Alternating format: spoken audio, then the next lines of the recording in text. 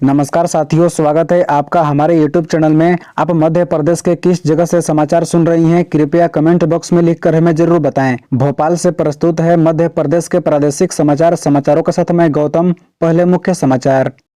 भाजपा में पहली बार खुलकर दिखी अंतर्कलह, मनोज पटेल के समर्थकों ने फूंका विजयवर्गीय का पुतला। दिलों में जगह बनाकर जा रहा, नए साल से पहले शिवराज ने 2023 को कुछ यूं किया याद। राहुल गांधी को इतना बड़ा नेता मत मानिए, दिग्विजय सिंह के भाई ने क्यों कही तवज्जो न देने वाली बात। और यूपी वाले फॉर्मूले पर एमपी में विभागों का बंटवारा, कौन सा बड़ा संदेश देने की कोशिश कर रहा केंद्र। अब खबर विस्तार से। मध्य प्रदेश के पूर्व मुख्यमंत्री दिग्विजय सिंह के छोटे भाई लक्ष्मण सिंह ने राहुल गांधी को तवज्जो न देने वाली बात कही है। कांग्रेस के पूर्व सांसद लक्ष्मण सिंह ने कहा कि राहुल गांधी को इतना बड़ा नेता न माना जाए। उन्होंने कहा कि वो कांग्रेस पार्टी के एक कार्यकर्ता हैं, इसके अलावा वो कुछ भी नहीं है। लक्ष्मण सिंह ने कहा है कि राहुल गांधी एक साधारण पार्टी कार्यकर्ता और सांसद हैं और उन्हें बहुत ज्यादा तवज्जो नहीं देनी चाहिए। कांग्रेस के दिग्गज नेता दिग्विजय सिंह के छोटे भाई लक्ष्मण सिंह ने शनिवार को मध्य प्रदेश के गुना में कांग्रेस कार्यालय में संवाददाताओं से बातचीत कर रहे थे। बता दें कि संवाददाताओं ने जब उनसे पूछा कि कांग्रेस सांसद राहुल गांधी लोकसभा में बयान देते हैं तो उनका चेहरा टीवी पर कम दिखाया जाता है, तो इस पर लक्ष्मण सिंह ने कहा, राहुल गांधी एक सांसद हैं, वह पार्टी के अध्यक्ष नहीं है, वे कांग्रेस के एक कार्यकर्ता हैं। इसके अलावा राहुल गांधी कुछ नहीं है। मध्य प्रदेश के जबलपुर रेलवे स्टेशन पर यात्री और टिकट निरीक्षक के बीच विवाद के बाद जमकर मारपीट हुई। इसका एक वीडियो सोशल मीडिया पर वायरल हो रहा है। टिकट चेकिंग के दौरान पहले युवक की टीसी से बहस हुई और फिर युवक ने थप्पड़ जड़ दिया। इसके बाद आसपास खड़े कई लोगों ने युवक पर लात घूंसे बरसाए। मामले में जीआरपी पुलिस का कहना है कि मामला संज्ञान में आया है, लेकिन किसी ओर से शिकायत दर्ज नहीं की गई है। शिकायत दर्ज होगी तो कार्रवाई की जाएगी। जानकारी के मुताबिक घटना एक दिन पुरानी बताई जा रही है, लेकिन इसका वीडियो अब सामने आया है। मध्य प्रदेश भाजपा में पहली बार कलह नजर आई है। देपालपुर में भाजपा समर्थकों ने रविवार को कैलाश विजयवर्गीय का पुतला फूंका। समर्थकों का कहना था कि 2 दिन पहले इंदौर भाजपा कार्यालय पर विधायकों का सम्मेलन था। इस सम्मेलन में कैलाश विजयवर्गीय ने तंज कसा था, जो भाजपा कार्यकर्ताओं का नागवार गुजरा। विजयवर्गीय ने तंज कसते हुए कहा था कि इस चुनाव में मनोज पटेल जैसे विधायक भी जीत गए हैं। इस बयान पर सभी विधायकों ने ताली बजाकर मजाक उड़ाया था। फिर इसी बात को लेकर देपालपुर के विधायक मनोज पटेल के समर्थकों को चुभ गई थी। मध्य प्रदेश के श्योपुर जिले के बरगावा थाना क्षेत्र से एक नाबालिग किशोरी को बहला फुसलाकर गुजरात ले जाकर उसके ही मौसा द्वारा दुष्कर्म किए जाने का मामला सामने आया है। करीब 25 दिन तक मौसा ने किशोरी के साथ दुष्कर्म किया। पुलिस ने पीड़िता को गुजरात के मोरमी से बरामद किया। पुलिस ने लड़की को उसे परिजनों को सौंप दिया है। पुलिस ने मामला दर्ज कर आरोपी को हिरासत में ले लिया है। मध्य प्रदेश के दातिया जिले में हादसा हो गया। इसमें एक युवक की मौत हो गई। दरअसल गांव में कुछ लोग जुआ खेल रहे थे। इस दौरान गांव में पुलिस पहुंच गई। पुलिस के आने के जैसे ही खबर जुआ खेल रहे लोगों को लगी तो वे लोग खुद को बचाने के लिए एक कुएं में कूद गए। इसमें एक शख्स की मौत हो गई, 2 लोग घायल हो गए। घायलों को निकट के अस्पताल में इलाज के लिए भर्ती कराया गया है। हादसे के बाद गाँव के लोग इकट्ठा हुए और हंगामा करते हुए इसके लिए पुलिस को जिम्मेदार ठहराने लगे। बता दें कि मिली जानकारी के अनुसार घटना दातिया जिले के थरेट थाना क्षेत्र के गाँव छोटा अमलापुरम की है। केंद्र सरकार ने हिट एंड रन को लेकर नया कानून बनाया है। इसको लेकर ड्राइवरों ने रविवार से हड़ताल शुरू कर दी। रविवार को ड्राइवरों ने ट्रक नहीं चलाए। इसके बाद नरसिंहपुर में पेट्रोल डीजल की आपूर्ति रुकवाने की अफवाह फैल गई। नरसिंहपुर में शाम को बड़ी संख्या में लोग वाहनों में पेट्रोल डीजल लेने के लिए पंप पर पहुंचे। बता दें कि हिट एंड रन के नए कानून में दोषी ड्राइवर को 10 साल की जेल और 7 लाख रुपए जुर्माने का प्रावधान किया है। इसका ड्राइवर विरोध कर रही हैं। उनका कहना है कि दुर्घटना के बाद ड्राइवर मौके पर रुकता है तो लोग उससे मारपीट करते हैं, जिसके चलते उसे मजबूरी में भागना पड़ता है। बता दें कि पुराने प्रावधान में हिट एंड रन केस में ड्राइवर को थाने से जमानत हो जाती है, उसे अधिकतम 2 साल की सजा होती है। मध्य प्रदेश एमपी में एक बार फिर धरती डोली है। एमपी में 31 दिसंबर रविवार दोपहर भूकंप के झटके महसूस किए गए। एमपी के सिंगरौली में एक हफ्ते में दूसरी बार भूकंप के झटके महसूस किए गए हैं। भूकंप के झटकों के बाद लोग दहशत में आ गए हैं। बता दें कि भूकंप के झटकों के बाद लोग अपने अपने घरों से बाहर निकलकर सुरक्षित स्थान पर चले गए। हालांकि राहत की बात रही कि भूकंप के झटकों की वजह से कोई जानमाल का नुकसान नहीं हुआ है। नेशनल सेंटर फॉर सेस्मोलॉजी के अनुसार 3.6 तीव्रता का भूकंप दर्ज किया गया था। आपको बता दें कि यह भूकंप रविवार दोपहर 2:33 पर आया था। मध्य प्रदेश में विधानसभा के बजट सत्र से पहले सभी 230 विधायकों का प्रबोधन कार्यक्रम होगा। इस प्रबोधन सत्र की शुरुआत लोकसभा अध्यक्ष ओम बिरला करेंगे। वे 9 जनवरी को इसका शुभारंभ करेंगे। प्रबोधन के दौरान उत्तर प्रदेश के विधानसभा अध्यक्ष भी मौजूद रहेंगे, जो मध्य प्रदेश के विधायकों को संसदीय व्यवस्था के बारे में जानकारी देंगे। विधानसभा के शपथ सत्र के दौरान विधानसभा अध्यक्ष के निर्वाचन के उपरांत प्रबोधन सत्र बुलाए जाने का निर्णय लिया गया था। इसके बाद विधानसभा अध्यक्ष नरेंद्र सिंह तोमर ने प्रबोधन कार्यक्रम की तैयारियां कराने के निर्देश विधानसभा सचिवालय को दिए हैं। ये प्रबोधन कार्यक्रम 2 दिवसीय होगा और विधानसभा के मानसरोवर सभागार में आयोजित होगा। 9 व 10 जनवरी को होने वाले प्रबोधन कार्यक्रम को लेकर सचिवालय ने विधायकों को सूचना देना शुरू कर दिया है।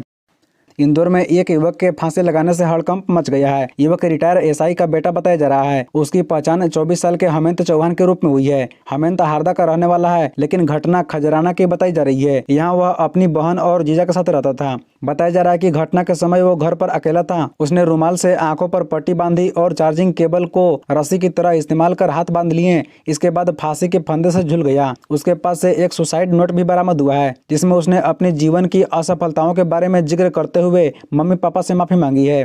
पुलिस के मुताबिक हेमंत के पिता इंदौर में एसआई के पद से कुछ समय पहले रिटायर हुए थे। हेमंत अपनी बहन के साथ इंदौर के न्याय नगर में रहता था। उसके जीजा इंदौर के रेडियोलॉजिस्ट हैं। घटना वाले दिन घर पर कोई नहीं था।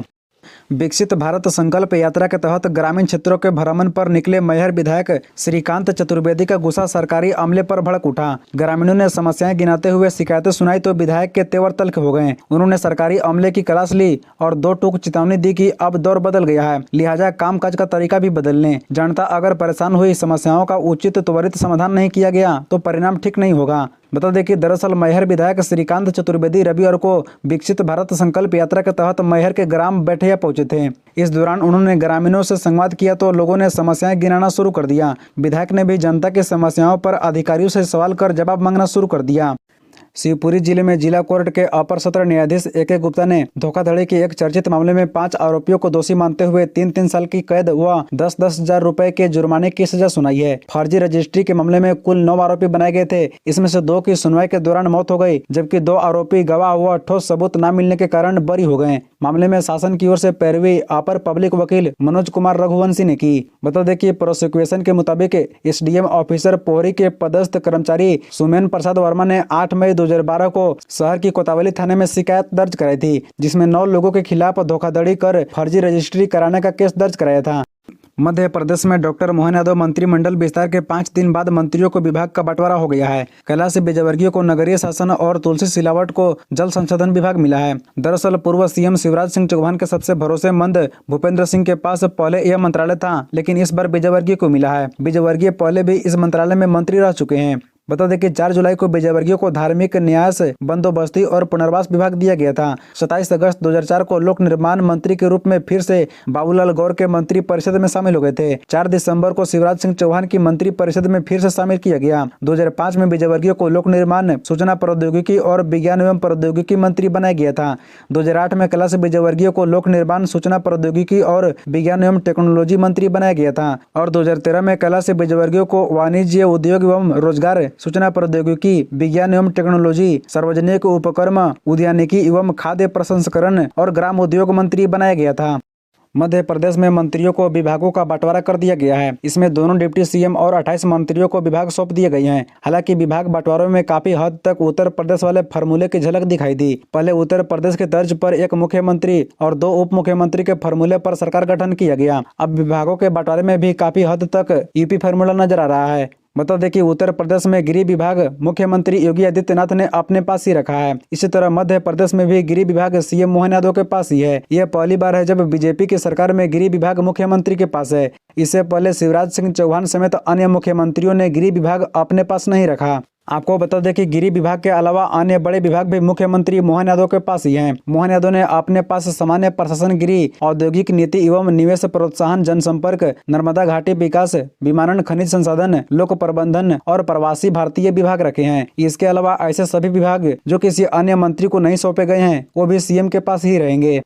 नए साल से पहले मध्य प्रदेश के पूर्व मुख्यमंत्री शिवराज सिंह चौहान ने नए साल को याद करते हुए कहा कि 2023 जा रहा है, 2024 आ रहा है, नए साल का स्वागत है। लेकिन जब मैं पिछले साल पर नजर डालता हूं तो खुशी और आत्मसंतुष्टि से भर जाता हूं। 2023 में भाजपा ने मध्य प्रदेश में प्रचंड बहुमत और अब तक का सबसे ज्यादा वोट प्रतिशत के साथ एक बार फिर से सरकार बनाई। इसका मतलब है कि मध्य प्रदेश की जनता सरकार के काम से खुश थी। विकास और जन कल्याण दोनों ने लोगों के दिल और दिमाग पर गहरा प्रभाव डाला। गौरतलब है कि शिवराज सिंह चौहान ने कहा कि इसका मतलब है कि मध्य प्रदेश की जनता सरकार के काम से खुश थी, इसलिए हमें प्रचंड बहुमत मिला। प्रधानमंत्री की लोकप्रियता, संगठन के कार्यकर्ताओं का काम और संगठन के प्रयास सभी ने जीत में अहम भूमिका निभाई है, लेकिन इसमें सरकार के काम का अहम योगदान है, चाहे वो विकास के काम हो या जन कल्याण के काम। मैं इसी खुशी के साथ जा रहा हूँ कि लगातार 17 साल मुख्यमंत्री बनने के बाद भी जनता के दिलों में स्नेह है, जनता के दिलों में विश्वास है।